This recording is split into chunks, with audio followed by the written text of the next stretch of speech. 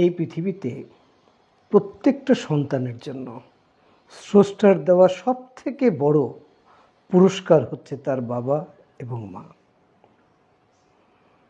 এই মাধ্যম ধরেই আমরা এই পৃথিবীতে এসেছি। আমরা আসলে ফিজিক্যালি এক্সিস্ট করছি নিজের দেহ নিয়ে, কিন্তু আমাদের যে রুট, আমাদের যে এনার্জি বাবা এবং মা থেকে এসছে। বাবার যে এনার্জি, সেটার ফ্লো যদি মানুষের লাইফে ঠিকমতো ফ্লো করে, তাহলে কি হয়? তাহলে সে যেই কাজ করে সেতে খুব ইজিলি সে সাকসেস হয়।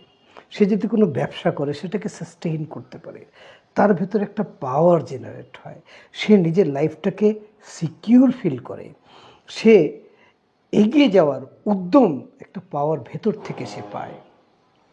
তাই প্রত্যেকটা সন্তানের উচিত তার বাবা এবং মাকে সম্মান করা। আর যদি এই ধরনের ব্লক নিজেকে করে ফেলি, তাহলে এর থেকে বেরোনোর জন্য সিলভা মেথডের বিকল্প নাই। তো বাবা মাকে সম্মান করুন, তাদের প্রতি ভক্তি রাখুন, তাদের জন্য দোয়া করুন। এতে বেনিফিট আপনি বেশি পাবেন তাদের থেকে। ধন্যবাদ।